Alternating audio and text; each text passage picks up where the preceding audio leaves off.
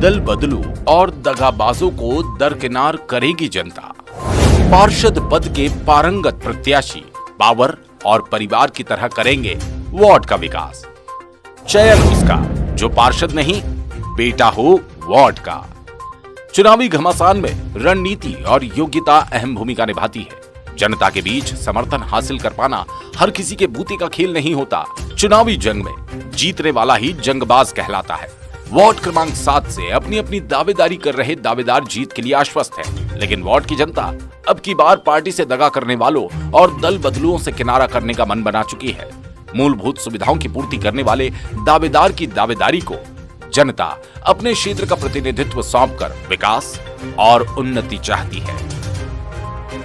हमारे साथ में क्या समस्या क्या आ रही हैं अभी फिलहाल इधर, और जो है चुनाव में आने वाले कल में कैसा क्या माहौल रहेगा?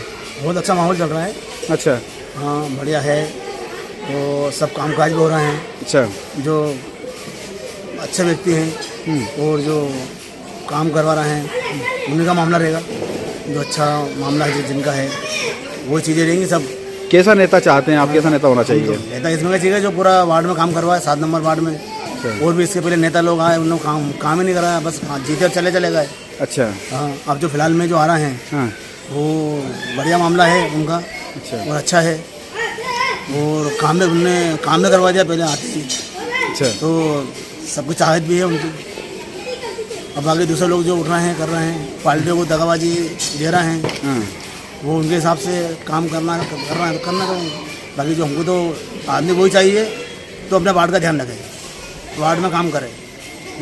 वही नेता चाहिए हमको।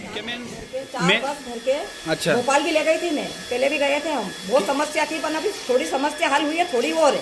अच्छा, मूलभूत समस्या क्या है? मेन समस्या क्या? मेन समस्या ये है कि रोड पे पानी भराता है, पानी कम आता है। क्या पीछे नाली में भी पानी भराता है, मच्छर सताते हैं बहुत। इतने सारे को खड़ा क्यों होना चाहिए? अच्छा, अच्छे सारे देने के अच्छे मेंबर को चुनेंगे हम तो। अच्छा, और उनको ही वोट देंगे। बहुत सारे आते हैं और जहाँ से दे के चले जाते हैं। ऐसे इंसान से डर लगता है, हाथ जोड़ते हैं। तो जो हमारा साथ देगा उसकी वोट देंगे, हमारी मर्जी का सवाल है।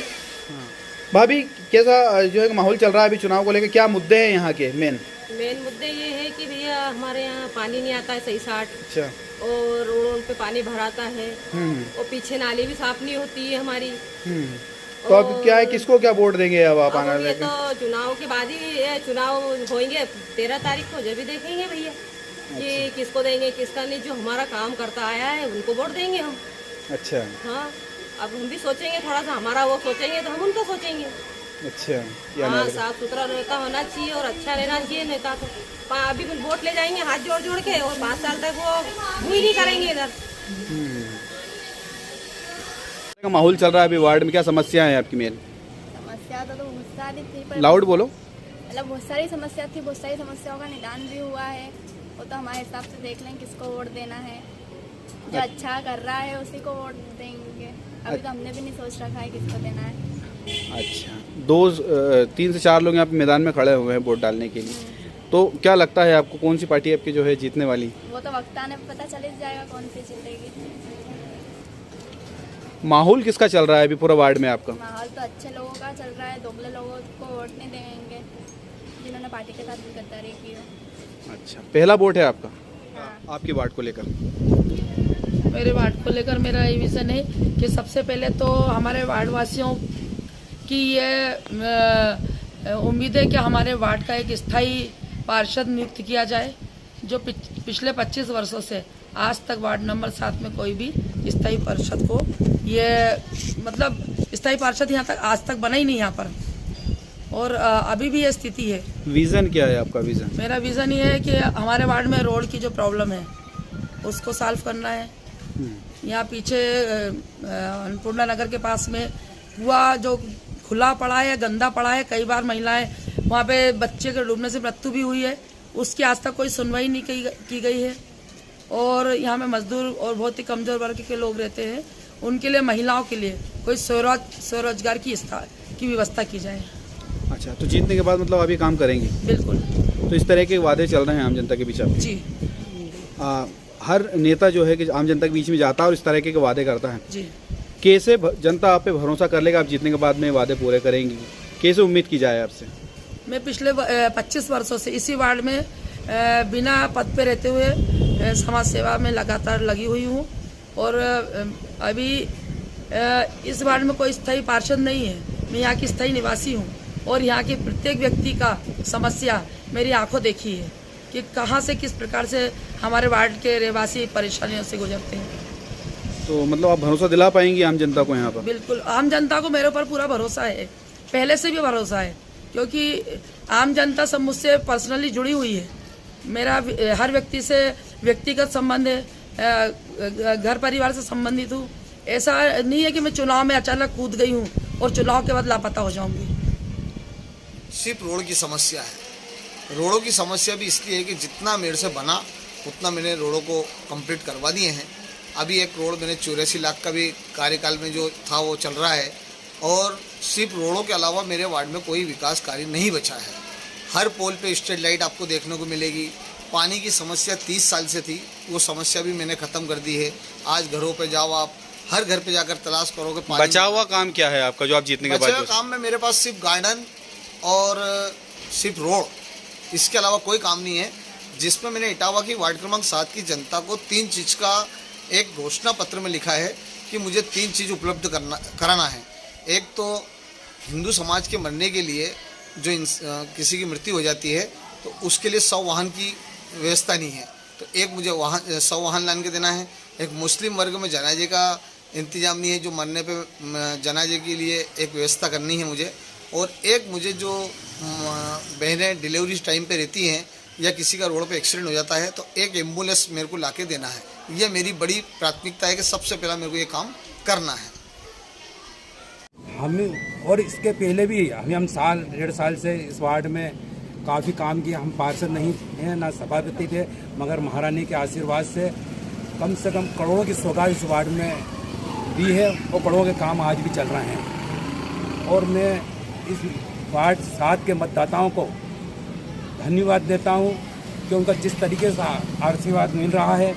हमारे जितेंद्र बाबू, रईस भाई, तमाम सभी समाज के लोग तन मन धन से हमारे साथ कंधे से कंधा मिला के साथ दे रहे हैं। निश्चित ही हम विजयी होंगे। अच्छा, बात की जाए यहाँ पे तो आपकी जो टक्कर है निर्दलीय प्रत्याशी सीधी बताई जा रही है।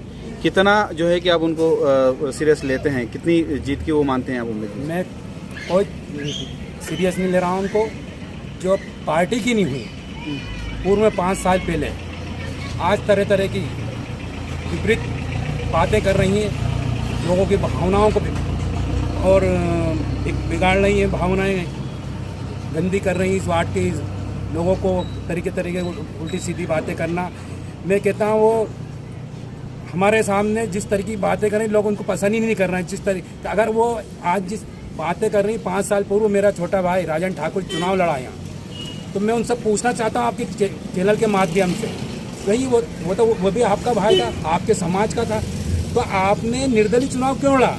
हमारे देश में अपनी सरकार थी, प्रदेश में अपनी सरकार थी, संसद हमारे थे, विधायक अपने थे, महापौर हमारे थे, सुभाष शर्मा जी सभापति स्वयं में था।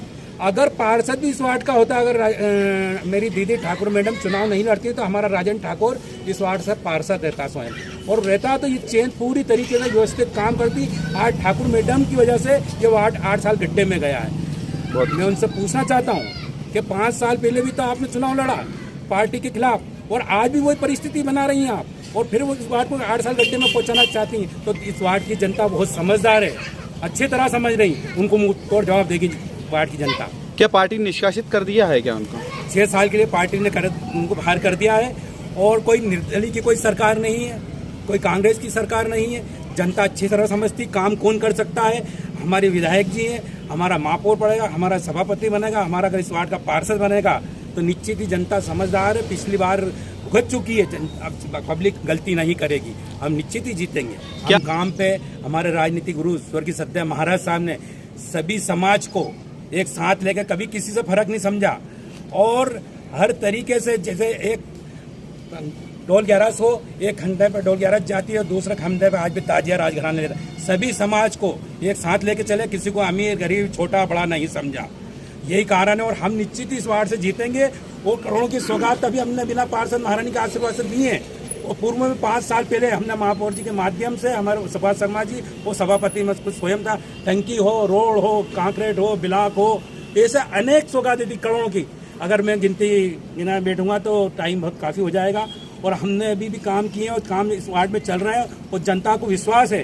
रोडें हैं, नाली है, सीवरेज है, हाई मास्ट है, ब्लॉक है, गार्डन है, आधुनिक गार्डन बनाना है, हमें आधुनिक गेट बनाना है इस वार्ड में। ऐसे अनेक काम हम करेंगे और जनता को विश्वास है। जैसे आज मोती बंगला हुआ, आनंद नगर हुआ, मच्छी बाजार हुआ, ये गिट्टी पत्थर के रोड हुआ करते थे, मगर हमारी महारानी के आशा से आज वो वार्ड आदर्श वार्ड कहलाता और मालिक ने चाहा, ईश्वर ने चाहा तो ये वार्ड भी आदर्श वार्डों की गिनती में आएगा देवास में 1 नंबर।